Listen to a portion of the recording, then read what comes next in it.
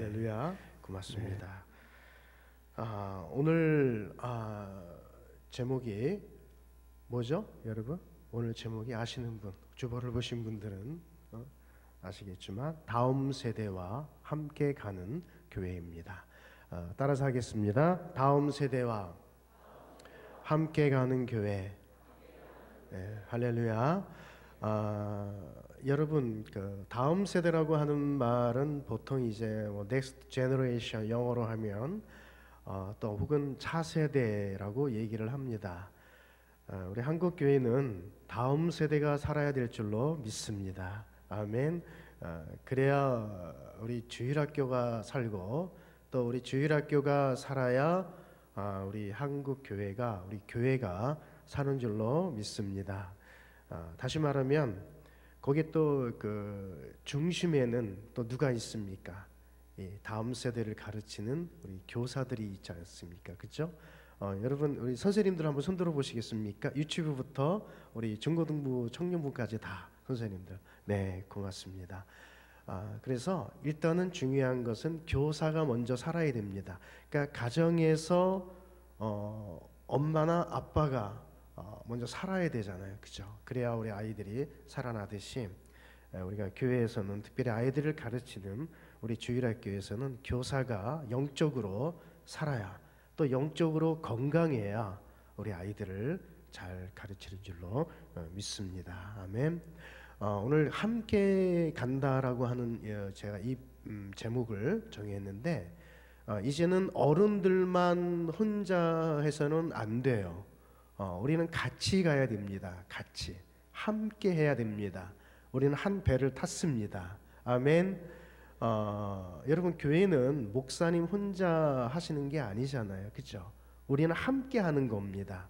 그래서 흔히 우리는 동역자라는 말을 잘 씁니다. 동역자. 여러분, 동역자라고 하는 것은 뭐냐 하면 어떠한 일을 함에 있어서 같은 생각을 갖고 같이 하는 겁니다. 함께 하는 거예요. 그러니까 교회의 모든 그 사역들은 목사님 혼자 하는 게 아니라 우리는 같이 하잖아요, 그죠? 우리는 함께 하잖아요. 그래서 우리는 동역자라고 하는 이름을 붙입니다. 사실 우리 옆에 계신 분이 동역자이십니다. 어떤 동역자가 되기를 원하십니까? 바로 기도의 동역자입니다. 아멘. 우리 옆에 계신 분하고 인사하겠습니다. 저는 뭐 집사님인지 누군지를 잘 몰라요. 뭐 선생님은 선생님, 집사님 집사님. 집사님은 저의 기도의 동역자이십니다. 인사하겠습니다. 예, 맞습니까? 저 얼굴을 너무 경직이 되신 것 같아요. 보니까 분위기가 좀 이렇게 좀 푸시고 저는 좀 부드럽게 얘기를 하지 않습니까? 그죠? 그래서 그 웃을 대로 웃어 주셔야 되고, 그러면 좋습니다. 네. 자, 그래서 특별히 우리는 다음 세대랑 함께 가야 돼요. 그러니까 저는 아이들을 가르칠 때 뭐 스승과 제자 이런 사이가 아니라 저는 어떤 동역자의 눈으로 바라볼 때가 많이 있습니다. 그러니까 지금은 이 아이들이 선생님의 도움을 받아야 되지만 앞으로 몇십 년 후에는 제가 도움을 받을 일이 많이 있습니다. 그렇죠, 여러분? 아마 여러분이 가르친 제자들 가운데 이제는 성장해서 이제 선생님의 지금 가장 귀한 동역자로 아마 있는 그런 제자가 아마 있을 겁니다. 여러분, 바울에게는 말이죠, 동역자가 참 많이 있었어요. 그래서 뭐 디모데도 있고 뭐 바나바도 있고 또 누가 있습니까? 바울에게 있어서 베베도 있고 브리스가와 아골라도 있고 참 많이 있어요. 그래서 우리가 바울 서신서에 보면은 바울이 자기의 동역자의 이름을 쭉 이렇게 이렇게 열거한 것도 우리가 볼 수가 있는데 저는 그걸 보면서 제 생각에 제가 그 죽을 때쯤 돼서 과연 나와 함께하고 나를 위해서 같이 기도하며 함께한 동역자들의 이름을 과연 몇 명이나 적을 것인가. 만약에 여러분들이 여러분의 노트에 나와 함께한 그런 동역자의 이름을 적는다 그러면 과연 한 몇 명 정도 동역자의 이름을 적었는지 한번 여러분들의 집에서 생각을 한번 해보십시오. 그 가운데 하나가 특별히 우리가 다음 세대와 함께하고 그들의 우리가 동역자가 돼야 된다라는 생각에서 우리가 다음 세대와 함께 가는 교회 이렇게 해봤습니다. 여러분 지금 이게 사진 보이시죠? 예. 제가 어느 캠프에 가서 어린이 집회 강사로 갔습니다. 강사로 이제 말씀을 다 전하고 이제 딱 내려오는데 바로 뒤에 있는 저 친구가 목사님 저 지훈이에요 이러는 거예요. 알고 봤더니 제 제자입니다. 제자. 근데 지금은 목사가 됐습니다. 그러면서 하는 말이 그 집회가 어느 대학교 그러니까 캠프에 연합 캠프 아시죠? 대학교 전체를 빌려가지고 저는 중강당에서 어린이 집회를 인도하고 있었는데 바로 옆에 대강당에서는 청소년들이 좀 많이 와서 청소년들이 그쪽에서 집회를 하고 있는 거예요. 근데 저 친구가 찾아와서 이러는 거예요. 목사님 저 지윤입니다. 그러면서 너 여기 왜 왔니? 이렇게 보니까 제 제자인 걸 어렴풋이 알 수가 있었어요. 그랬더니 하는 말이 뭐라고 얘기를 하냐면 목사님 저는 중고등부 집회 강사로 왔습니다. 그러는 거예요. 저는 어린이 집회 강사로 왔고 저 친구는 이제 목사가 돼서 청소년 사역자가 돼서 중고등부 집회 강사로 왔다는 겁니다. 그래서 너 진짜 잘 나가는구나. 예? 나는 어린이 집회 강사로 있는데 너는 중고등부 집회로 강사로 왔더니 그러면서 제 마음이 얼마나 기쁘고 감사한지 몰라요. 우리의 가르침은 하나도 헛것이 없습니다, 여러분. 예. 비록 여러분이 맡은 아이들이 몇 명이 되는지 모르지만 이 아이들을 통해서 여러분 저는 그렇습니다. 쭉 제 주일학교 사역이 지금 30년이 넘었습니다. 거의 40년 가까이 되거든요. 제가 중학교 2학년 때부터 주일학교 교사를 시작해서 지금까지 제가 주일학교 사역을 하고 있는 거예요. 1년도 이거를 놓지를 않았습니다. 1년도. 저는 한 교회에서 25년을 교사로 있었습니다. 그리고 1년 반을 그 본교회에서 교육 전도사로 제가 있다가 나왔죠. 그리고 지금까지 주일학교 이 사역을 하고 있는데 제가 이 손을 놓지 않는 그 이유가 하나 있습니다. 왜? 바로 다음 세대의 그 귀중함을 제가 알고 있기 때문에. 그리고 저는 특별히 제가 지금 하고 있는 일은 다음 세대를 가르치며 교육하는 그런 교사 선생님들에게 저는 초점이 맞춰져 있어야 되거든요. 그래서 제가 지금 하고 있는 일이 교사들을 훈련시키는 일들을 이렇게 전국적으로 하고 있습니다. 다음 세대가 반드시 살아나야 된다라고 하는 것입니다. 저는 저 친구를 보면서 제가 느낀 거는 뭐냐면 다음 세대를 위해서 더 많이 제가 헌신해야 되겠다라고 하는, 그래서 저와 같은 제자들이 더 많이 나올 수 있도록 내가 더 기도해야 되겠다라는 그런 생각을 했습니다.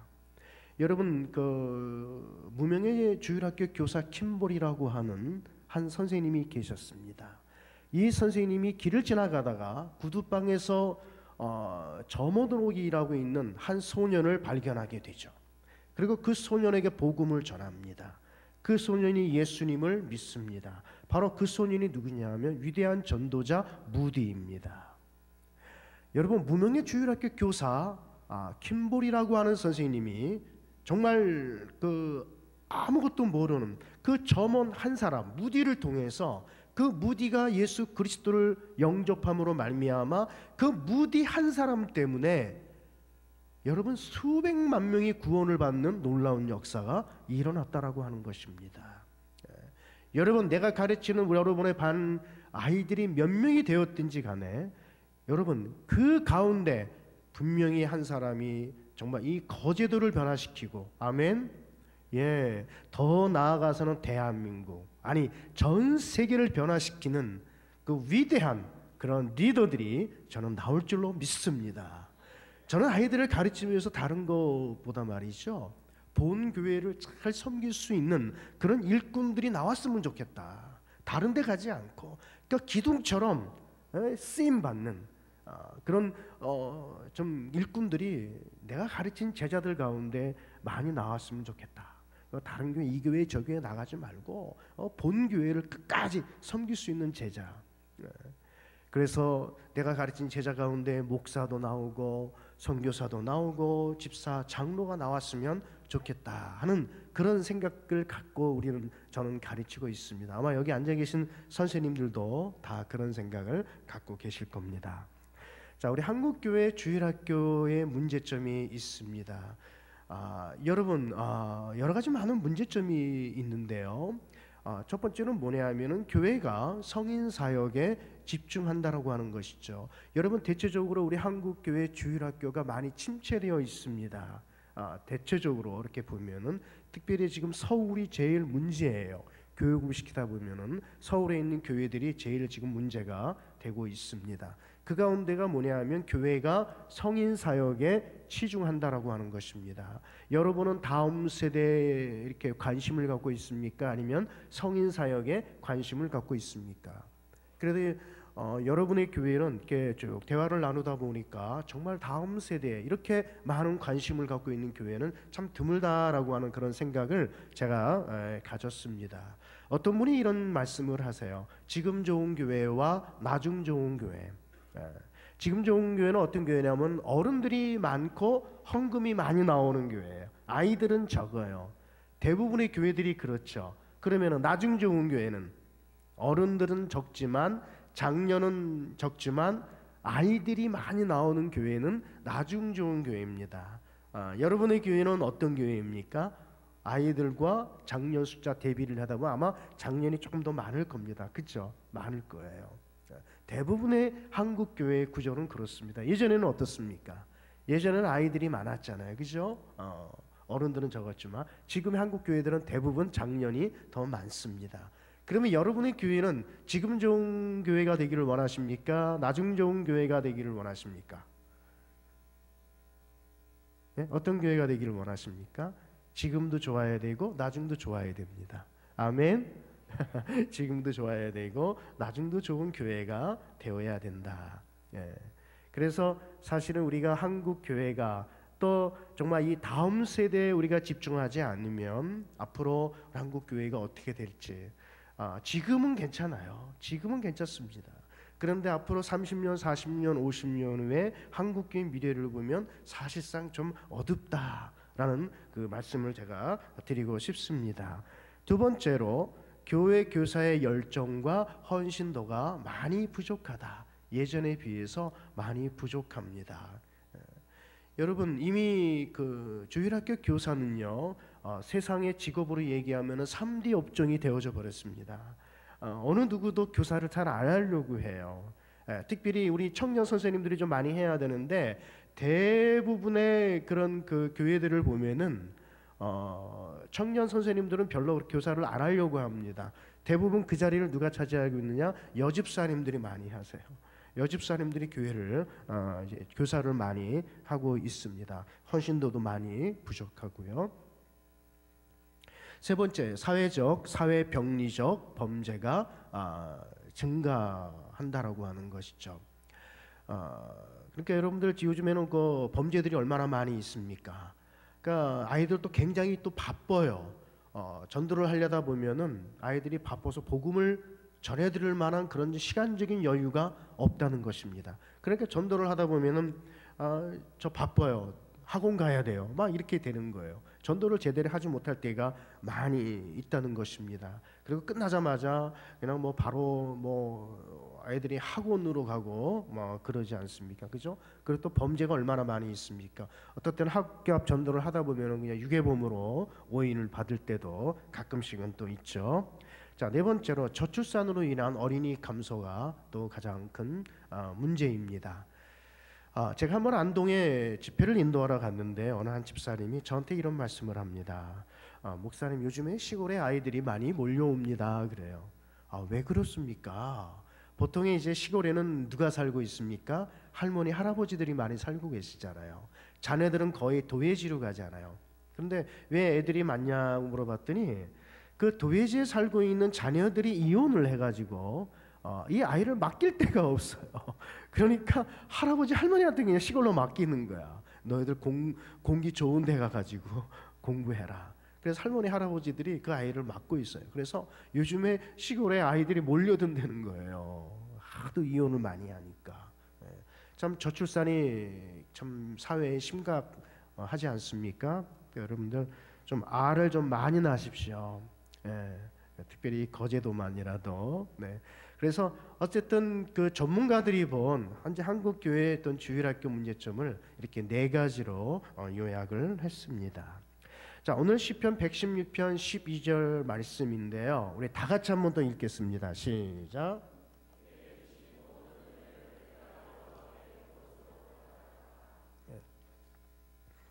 여러분, 하나님께서 우리들에게 주신 은혜는 이루 말할 수가 없습니다. 그러면 그 은혜를 내가 무엇으로 보답을 하겠습니까? 여러분, 이 말씀은 다윗의 고백입니다. 압살롬의 반역으로 인해서 굉장히 힘들었을 때 하나님께 기도했더니 하나님께서 그 기도를 들어주셨습니다. 그러면 내가 그 은혜를 어떻게 보답을 해야 되겠는가? 보답할 방법이 없다라고 하는 것입니다. 왜 그렇습니까? 너무나 커서. 여러분, 누군가가 나를 위해서 죽었다 이렇게 한번 생각을 한번 해보십시오. 그러면 나는 살면서 평생 그분의 은혜를 잊지 않고 살아갈 것입니다. 어떻게 하면 그분의 은혜에 내가 보답을 할 수 있을까? 여러분, 주님이 나의 죄를 위해서 십자가에 돌아가셨습니다. 이제 우리가 사순절 기간이지 않습니까? 우리가 그분의 은혜를 절대로 잊어버려서는 안 되죠. 늘 보답한다라고 하는 심정으로 우리가 어떤 사역을 해도 일을 해도 한다 그러면 아마 그 일이 굉장히 즐겁고 보람될 것입니다. 특별히 우리가 아이를 맡은 교사로 혹은 성가대로 찬양으로 어쨌든 교회에서 하는 다양한 사역들이 있지 않습니까? 그죠? 그 사역들 가운데 정말 하나님의 은혜에 내가 어떤 그 보답한다라고 하는 마음으로 내가 그 사역을 한다 그러면 정말 기쁨으로 그 일을 감당할 수 있을 것 같아요. 심지어 내가 교회에 휴지를 줍는다든지 식당 봉사, 차량 봉사 얼마나 많이 있습니까? 내가 은혜에 보답한다라고 하는 마음으로 한다 그러면 교회 나가는 발걸음이 내가 얼마나 가볍겠습니까? 그죠? 그래서 저는 특별히 우리 선생님들에게 말씀드리고 싶은 것은 매주일마다 아이들 가르치기가 결코 쉽지가 않습니다. 그러나 주님의 은혜에 그 보답한다라고 하는 마음으로 우리가 아이들을 가르친다 그러면 내가 아이를 만나러 가는 것이 너무나 기쁘고 아마 좋은 것으로 아마 이렇게 생각이 되어질 것입니다.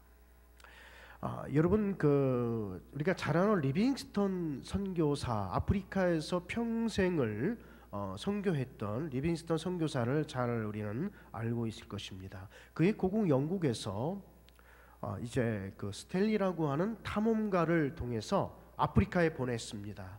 그러면서 하는 말이 스탠리 보고 이제 그 리빙스턴 선교사는 그만큼 아프리카를 위해서 선교했으니까 이제 고국으로 돌아오게 해라. 그 명령을 받고 스탠리라고 하는 탐험가가 아프리카로 갑니다. 그리고 리빙스턴에게 이제 당신 그만 이제 선교해도 되니까 고국으로 오십시오. 고국이 당신을 기다리고 있습니다. 그랬더니 리빙스턴 선교사가 이렇게 얘기를 합니다. 아프리카 선교는 헌신이 아닙니다. 하나님께서 주신 은혜에 대한 뭐라 그랬죠? 보답입니다. 그랬어요. 아프리카 선교는 헌신이 아니다. 하나님께서 주신 은혜에 대한 보답이다 라는 얘기를 했습니다. 그러니까 여러분, 우리가 주님께 보답할 방법들은 여러 가지가 있습니다. 내가 안에서 그렇죠. 그러니까 교회에서는 두 가지 종류가 있습니다. 한 사람은 일꾼이요, 한 사람은 일감입니다. 과연 나는 우리 교회에서 정말 일꾼인가 아니면은 나는 일감이 되고 있지는 않는가? 여러분은 어떤 사람이 되기를 원하십니까? 일꾼이 돼야 되죠. 결코 사람들에게 있어서 일감이 되어서는 안 된다라고 하는 것이죠. 저는 이제 주일학교 교사를 하면서 쭉 해오면서 우리는 교사만 합니까? 사실 안 그럴 거예요. 교회가 크면 클수록 또 아니면은 뭐 작아도 대부분이 일꾼들은 한 가지 일만 하지 않습니다. 대부분 여러 가지 일들을 감당해요. 보통 1인 다역을 감당합니다. 그렇죠. 아마 여러분은 주일학교 교사, 그러면은 교사직만 감당하십니까? 아니란 말이죠. 보통 1인 2역, 3역 정도는 다 할 겁니다. 저는 교사를 하면서 성가대도 거의 한 18년 정도 성가대 테너를 제가 했던 것 같아요. 제가 목소리가 좀 테너 같지 않습니까? 목소리가 테너만 한 자리만, 저는 전도사를 했어도 저는 테너를 했거든요. 그러니까 찬양하는 게 너무나 좋아서. 그러니까 제가는 이제 직장 다닐 때 보통 아침에 일찍 교회에 나서면은 이제 개척교회 시절이죠. 이제 성가대 연습까지 마치면 보통 9시, 10시 돼요. 그 다음날 또 새벽에 직장에 나가잖아요. 그러면 너무나 피곤할 때가 있습니다. 왜 하나님께서는 나에게 이런 많은 일들을 하게 하셔서 왜 이렇게 피곤하게 하실까? 그런 생각이 적지 않아 있습니다. 그럴 때마다 제가 생각하기를 뭐냐 하면은, 그래, 하나님께서 나에게 건강을 주시니까 이 일도 할 수 있고 저 일도 할 수 있는 거구나, 이렇게 생각하니까 내가 일하는 게 너무나 감사한 거예요. 좀 몸은, 육신은 좀 피곤하지만 영적으로 너무너무 감사가 넘쳐나요. 여러분, 지금 이 순간에도 말이죠, 죽는 사람들이 얼마나 많이 있습니까? 하루에 자살해서 죽는 사람이 42명인가 평균적으로 43명이 하루에 자살해서 죽습니다. 그 중에 참 안타까운 것이 청소년들이 하루에 2명 정도가 평균적으로 자살을 한다는 거예요. 자살해서만 죽습니까? 병나서 죽기도 하죠. 지금 이 시간에도 사고로 죽는 사람이 있죠. 이 시간, 바로 이 시간 교통사고로 무슨 사고로 죽는 사람들, 또 대학병원 같은 데 가면은 죽음을 기다리는 사람들 얼마나 많이 있습니까? 그러니까 저는 이렇게 생각을 해요. 제가 이 자리에 서 있고 여러분들이 이 자리에 앉아 있는 것 자체가 저는 하나님의 큰 은혜요, 축복인 줄로 믿습니다. 아멘. 그건 기적입니다, 여러분. 내가 아침에 이렇게 자고 아침에 눈을 뜬다는 것 자체가 이거는 정말 하나님의 큰 은혜예요. 감사합니다. 저녁에 자서 아침에 눈을 뜨지 못하는 사람도 있지 않습니까? 여러분, 지금 이 자리에 앉고 싶어도, 이 자리에 오고 싶어도 못 올 때가 있습니다. 언제입니까? 내가 병나서 아파가지고 누워 있으면 이 자리에 내 오고 싶어도 못 옵니다. 그러니까 여러분, 하나님께서 건강을 주셨을 때, 하나님, 제가 정말 주님을 위해서 해야 할 일이 무엇입니까? 주님, 저를 써 주시옵소서. 아멘. 어떤 일이든 제가 감당하겠습니다. 물론 일꾼들이 참 많아서 한 사람이 하나만 딱 전문적으로 탁탁 맡아서 하면 얼마나 좋겠습니까? 그런데 교회를 이렇게 큰 교회는 큰 교회대로 또 일꾼이 부족하고, 작은 교회는 작은 교회대로 일꾼이 부족하다는 거예요. 그러니까 어쨌든 하나님이 건강 주셨을 때 여러분 열심히 사역을 하시기 바랍니다. 아멘. 자, 우리 또 고린도전서 15장 10절, 제가 좋아하는 말씀인데요. 자, 다시 한번 또 읽어보겠습니다. 시작.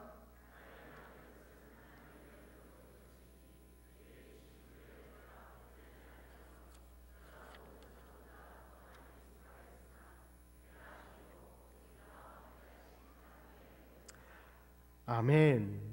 자, 우리 선생님들만 한번 따라서 하겠습니다. 내가 교사된 것도 하나님의 은혜입니다. 그러면 이제 뭐 선생님은 선생님대로, 그죠? 또 아니면 여러분 직분이 있을 거 아닙니까? 내가 집사된 것도 하나님의 은혜고, 또 뭐 권사, 장로 다 하나님의 은혜입니다. 그러니까 사실 그렇습니다. 하나님의 은혜로 되어지지 않는 부분은 하나도 없어요. 그죠? 먹고 마시고 어떤 일을 하든지 우리는 하나님의 은혜를 결코 잊어서는 안 된다라고 하는 것이죠. 여러분, 우리는요, 뭐를 하든지 간에 이 사역, 일이 중요한 게 아니라요, 은혜가 중요합니다. 은혜가. 여러분, 어떤 일을 하든지 내가 먼저 은혜를 받아야 돼요. 교사가 먼저 은혜를 받아야 우리 아이들에게 은혜를 끼칠 수가 있죠. 부모가 먼저 은혜를 받아야 됩니다. 아멘. 내가 먼저 은혜 받아야 우리 아이들을 잘 가르칠 수가 있습니다. 은혜를 끼칠 수가 있죠. 은혜를 줄 수가 있다라고 하는 것이죠. 여러분, 은혜가 무엇입니까? 고린도전서 15장 8절에 보면은요, 사도 바울의 이런 고백이 있습니다. 맨 나중에 만삭되지 못하여 난자 같은 내게도 보이셨느니라. 이게 한마디로 은혜입니다. 내게도, 여기서 내게도라고 하는 것은 바울이 뭘 얘기합니까? 나같이 자격이 없는 사람, 또 하나님이 인정해 줄 만한 아무것도 없는 사람, 그런 나에게 보여주셨다라고 하는 것이죠. 이것이 은혜예요. 여러분, 내가 힘들고 어렵고 지치고 이럴 때 정말 나를 위로해 주실 분 누가 있겠습니까? 여러분, 그런 나에게, 그러니까 우리는 때로 이렇게 기도할 때가 있어요. 하나님, 나같이 부족한 사람에게 주님은 찾아오셔서 나를 붙들어 주시는군요. 어떤 권사님은 기도하실 때, 하나님, 마른 막대기만도 못한 나에게 어떻게 우리 사람이 마른 막대기만도 못합니까? 그렇게 또 기도하시는 권사님 예전에 분이 계셨더라고요. 그래요. 자, 보이셨다. 나의 죄를 위해서 죽으시고 사흘 만에 부활하신 그 주님이 보이셨다라고 하는 것이죠. 내가 그분을 찾아가서 만난 것이 아닙니다. 그분이 찾아와서 나를 만나 주신 줄로 믿습니다. 바로 이것이 은혜예요. 여러분, 생각해 보십시오. 내가 내 자신을 보면은요, 너무나 연약합니다. 부족합니다. 늘 하나님 앞에 우리가 고백하잖아요. 하나님, 나같이 부족하고 나같이 연약한 인간에게 주님은 찾아오셨군요. 내가 나를 보면은 정말 부족하고 연약하고 정말 쓸모없는 존재이지만, 그러나 여러분, 내 안에 예수 그리스도를 보니까 그분이 다 알아서 해 주십니다. 아멘. 내 안에 예수 그리스도가 계시지 않습니까? 그러니까 그분이 다 알아서 해 주신다는 거예요. 허물투성이고 아무것도 아니라고 하는 것이죠. 내 자신은. 여러분, 나의 나된 것은 하나님의 은혜로 된 것이다 라고 하는 사도 바울의 고백이 있었어요. 내게 주신 그의 은혜가 헛되지 아니하며 내가 모든 사도보다 더 많이 수고했으나. 여러분은 주님을 위해서 얼마나 많은 수고를 했습니까? 그죠? 내가 수고했다, 이렇게 여러분 우리는 얘기할 때가 있습니다. 그러나 그 수고조차도 사도 바울은 뭐라고 고백을 했습니까? 내가 한 게 아니다. 내가 한 게 아니라고 하는 것이죠. 오직 나와 함께 하신 누구의 은혜다? 하나님의 은혜다. 우리는 하나님의 은혜로 여기까지 왔고, 지금도 하나님의 은혜로 살고 있고, 앞으로도 우리는 하나님의 은혜가 없으면 우리는 살지를 못합니다. 할렐루야. 그 은혜가 나를 교사를 하게 하고 구역장을 하게 하고 찬양을 하게 하고, 그렇지 않습니까? 그래서 저는 항상 먼저 교사가 은혜 받아야 된다. 은혜 받은 교사가 더 잘 애들을 잘 가르칠 수 있다. 이렇게 저는 이 얘기를 하고 있습니다. 2012년 8월 23일, 그러니까 얼마 안 됐죠. 글로벌 기업 브랜드 가치 순위가 나왔습니다. 여러분, 그 세계적인 그 브랜드 업체죠. 영국의 파이내셜사라고 세계 500대 기업을 대상으로 해서 이제 브랜드 가치, 그러니까 지금은 이제 어떤 브랜드를 갖고 있느냐, 그러니까 브랜드가 그 나라를 먹이기도 하고 살리기도 합니다. 그렇죠? 그러니까 브랜드가 얼마나 중요한지 몰라요. 자, 이렇게 쭉 보니까 말이죠. 1위가 어디입니까? 애플이죠. 애플 잘 알죠? 아이패드, 그죠? 아이폰, 너무나도 우리는 유명합니다. 사실 애플이라고 하는 회사가 예전부터 알기는 했지만 아이폰이라고 하는 이 전화기를 만들면서 굉장히 유명해졌습니다. 다음에 2위가 잘 아는 구글, 뭐 나이 드신 분들은 잘 모를 수도 있습니다. 또 3위가 마이크로소프트. 근데 말이죠, 놀라운 사실은 우리 한국의 삼성이 몇 위입니까? 6위입니다. 이거는 뭐 대단한 거예요. 이렇게 조그만 나라에서 우리 삼성의 브랜드가 세계에서 500대 기업 가운데 6위다라고 하는 것은 이거는 굉장히 대단한 것입니다.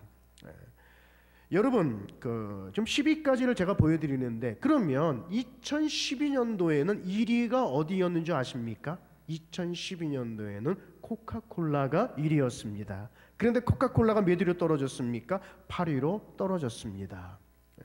그러면 2012년도에는 2011년도죠. 그러니까 2011년도에는 여러분 애플이라고 하는 이 회사도 아마 5, 6위 이렇게 순위에 들어갔던 거나, 그리고 삼성이라고 하는 이 회사도 우리 삼성전자도 16인가 그랬습니다. 2011년도에. 근데 2012년도에는 6위라고 하는.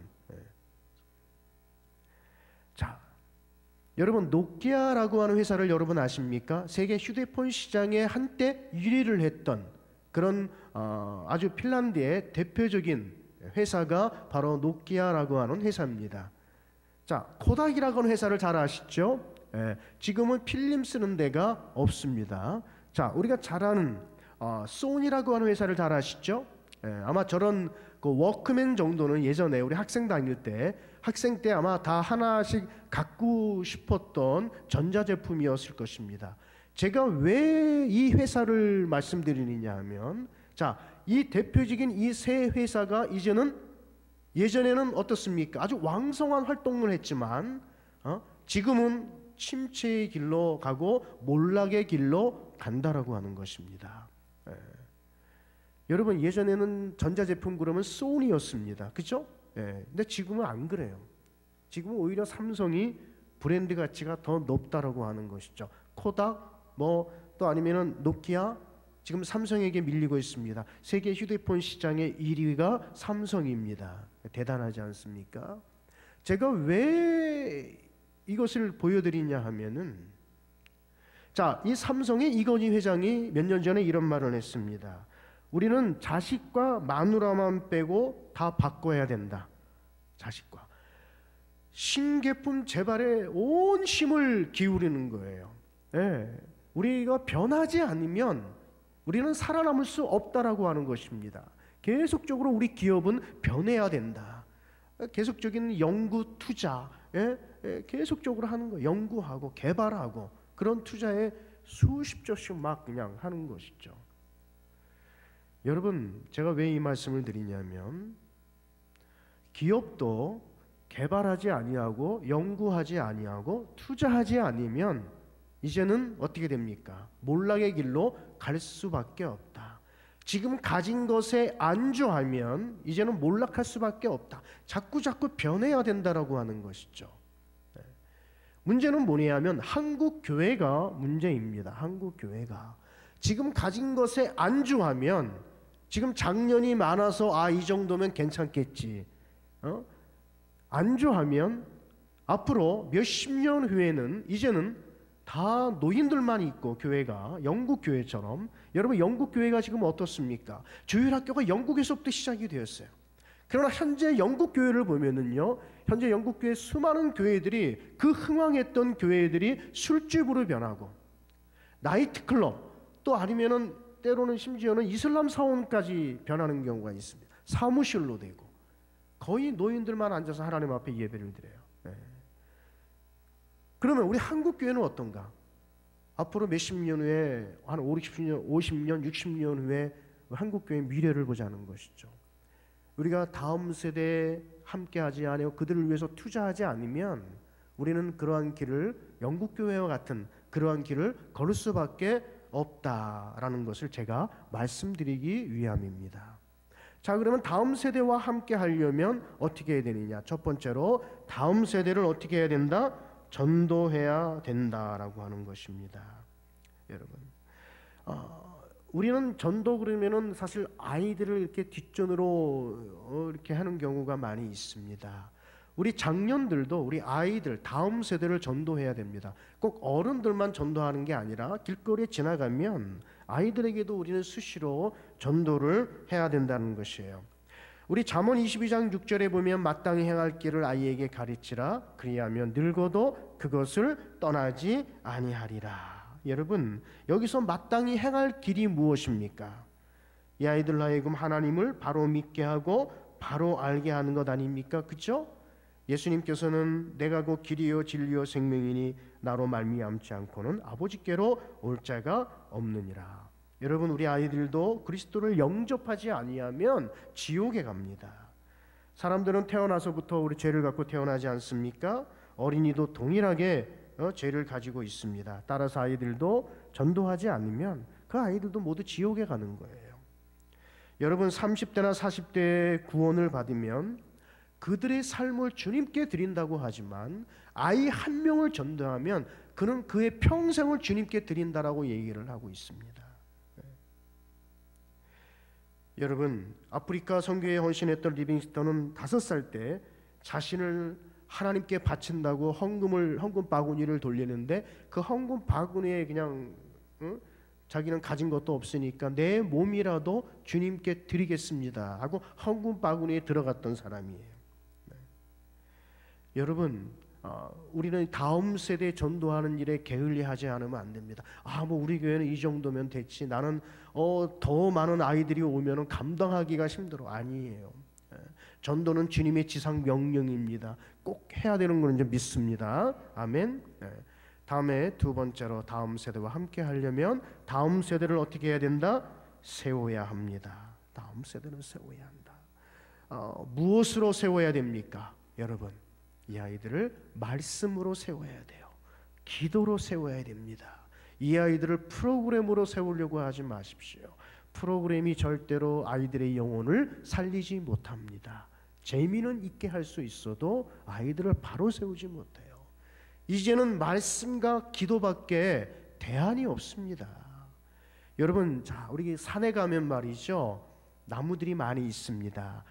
제가 산에다 예를 들어서 묘목을 심었습니다. 묘목이 살아날 수 있는 조건이 있습니다. 어떻게 살아나죠? 묘목이 뭐가 있어야 돼요? 나무가 이렇게 살아나려고 하면 물도 있어야 되고요, 햇볕도 있어야 되고요, 또 뭐 공기도 있어야 되고요, 그죠? 근데 더 중요한 게 있습니다. 여러분, 묘목을 심었어요. 묘목은 뿌리가 이렇게 얼마 없지 않습니까? 그죠? 얼마 없습니다. 그러면은 그 주변에는 수많은 그런 그 나무들이, 울창한 나무들이 있을 것입니다. 수령이 오래된 나무일수록 어떻습니까? 뿌리가 아주 깊게 들어가고 막 어떻습니까? 뿌리가 일자로 쭉 뻗지는 않잖아요. 어떻게 뻗어요? 그냥 뭐 여기저기 막 꼬부락꼬부락하면서 어떤 그 뿌리는 말이죠, 이렇게 보니까 땅 위를 뚫고 올라와 가지고 다시 들어가더라고요. 그죠? 그러니까 뿌리가 깊은 그런 나무일수록, 튼튼한 그런 뿌리일수록 아무리 거센 풍랑이 불어도 말이죠, 잘 견딜 수 있다라고 하는 것이죠. 네. 그러면 작은 묘목은 뿌리가 별로 없습니다. 그러면 작은 묘목이 살아날 수 있는 것은 뭐냐면, 물론 햇빛도 필요하고 물도 필요하고 공기 이런 거 다 필요하지만 더 중요한 게 있는데, 그것은 뭐냐 하면 그 작은 묘목은 뿌리가 없잖아요. 그러니까 다른 나무의 그 뿌리들이 막 그렇게 다 돌아다니면서 작은 묘목이 뿌리하고 막 엉켜요. 여러분, 뿌리들이 막 엉키지 않습니까? 막 엉켜요. 그럼 작은 묘목의 뿌리하고 엉키죠. 그러면 작은 묘목은 그 다른 나무의 그 뿌리들에 엉키면서 그 뿌리의 영양분을 먹고 자란답니다. 그게 첫 번째예요. 영양분, 뿌리의 영양분. 그 뿌리의 영양분이 얼마나 많이 있습니까? 저는 그걸 보면서, 나무 박사가 그런 얘기를 하더라고요. 저는 그걸 보면서 특별히 우리 교사들이, 아니면 우리가 집에서 우리 자녀들을 교육시킬 때 제일 필요한 게 뭐냐, 우리 아이들은 무엇을 먹고 자라느냐 이 말이죠. 바로 우리 아이들은 부모의 말씀과 기도의 영양분을 먹고 자랍니다. 아멘. 그게 제일 중요해요. 또 우리 교사들 역시 마찬가지예요. 우리 아이들은 선생님의 말씀과 기도의 영양분을 먹고 자랍니다. 여러분, 이제는요, 정말 어떤 프로그램도 중요하지만 이제는 첫 번째로 말씀과 기도라고 하는 것이 내 마음속에 딱 박혀져 있어야 돼요. 그걸 기초로 해서 어떤 이제 프로그램을 해도 저는 해야 될 줄로 믿습니다. 여러분 이렇게 보시면 고추나무나 또 혹은 토마토를 키우게 되면 반드시 필요한 게 뭐예요? 지지대가 필요하잖아요. 그죠? 지지대가 없으면은 살아날 수가 없다는 것입니다. 그래서 지지대가 있어야 돼요. 그 지지대가 바로 우리 버팀목, 그죠? 바로 누가 되어야 됩니까? 바로 여러분들이 돼야 된다고 하는 것이죠. 신명기 6장 7절에서 9절에 보면 이것은 바로 이스라엘 백성들이 쉐마 교육이라고 하는, 이게 너무나 잘 알 것입니다. 내 자녀에게 부지런히 가르치며 집에 앉아 있을 때든지 길을 갈 때든지, 이렇게 쭉 있잖아요. 뭐 잘 아시기 때문에. 여러분, 이 말씀은 모세가 하나님의 뜻을 받들어서 이스라엘 백성들에게 지시한 말씀이거든요. 그러니까 이 한마디로 뭐라 그러냐면, 이 말씀은 다음 세대를 하나님의 백성으로 세우는데 최선을 다하라라고 하는 말씀입니다. 하나님의 말씀으로 하나님의 백성으로 세우는 일에 최선을 다해라. 바로 이것은 오늘 우리들에게 동일하게 주어지는 명령입니다. 여러분, 우리의 다음 세대들을 하나님의 백성으로 정말 세우는 일에 최선을 다하기를 축원합니다. 아멘. 예.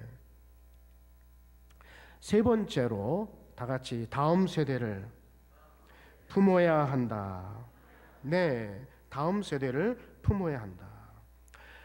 여러분, 저기 현재 지금 우리 그림에 나와 있는 저 꽃의 이름을 혹시 아십니까? 저 꽃의 이름은 유추프라카치아라고 하는 꽃입니다. 아프리카 토속 식물이에요.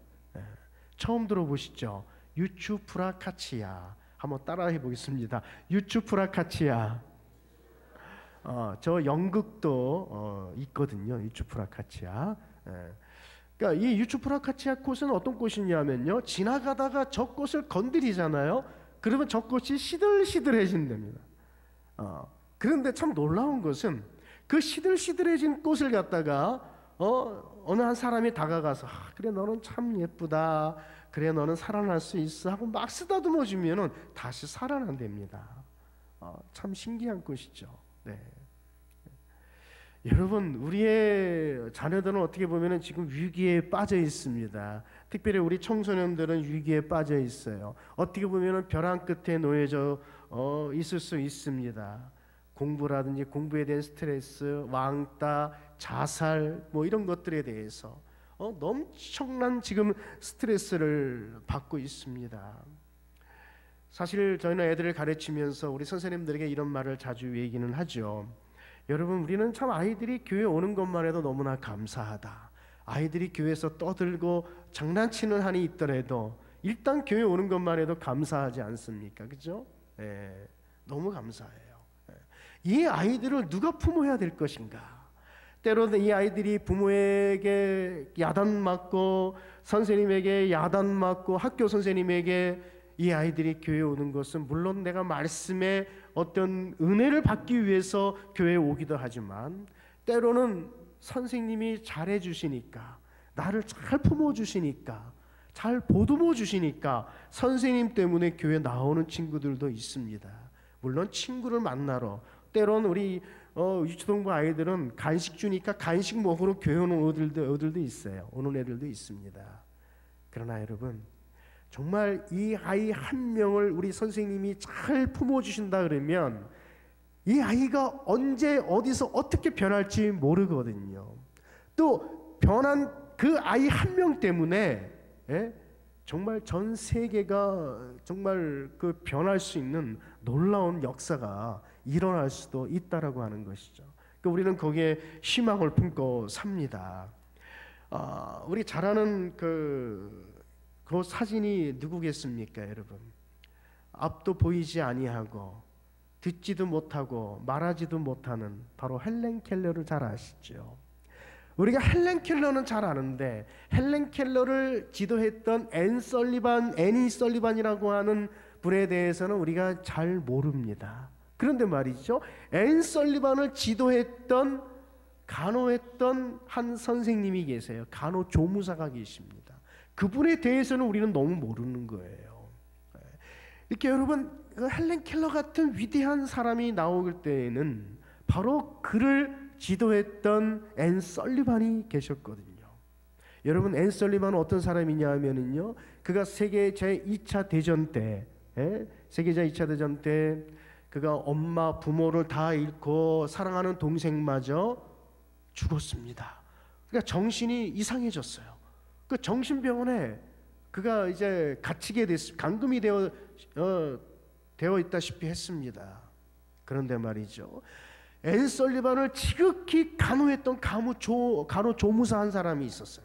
간호조무사가 그를 늘 가슴에 품었습니다.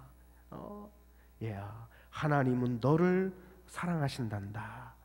그래, 너는 할 수 있어. 곧 나을 거야. 항상 위로의 말을 잊지 않았습니다.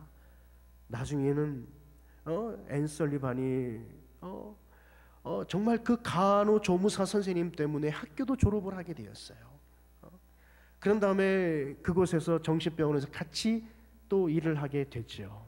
어느 날 간호조무사인 그 선생님이 신문을 딱 던지면서 설리번 한번 볼래? 그러는 거예요. 왜 선생님이 나에게 신문을 보라고 할까 하고 신문을 딱 펼쳐봤는데 바로 어떤 내용이 있냐면요, 바로 헬렌 켈러의 사진, 어릴 때 그 사진과 밑에 가정교사를 구합니다. 이 아이는 앞도 보이지 않습니다. 말하지도 못합니다. 또 듣지도 못합니다. 이 아이의 가정교사가 되실 분을 찾습니다 라고 하는 광고의 내용이에요. 그걸 딱 보게 된 거예요. 거기에 앤 설리반이 그래, 내가 이 아이의 가정교사가 되어야 되겠다 하고 바로 전화를 걸어서 가정교사가 되기로 결심을 합니다. 여러분, 헬렌 켈러가 되기까지 바로 앤 설리반이 있었고, 앤 설리반이 또 되기까지 바로 그 간호조무사 선생님이 계셨습니다.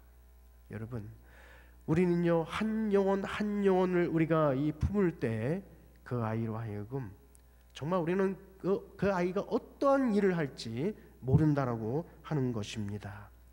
저는 그래서 정말 우리가 다음 세대와 함께 하려면 첫 번째로 제가 뭐라고 말씀을 드렸죠?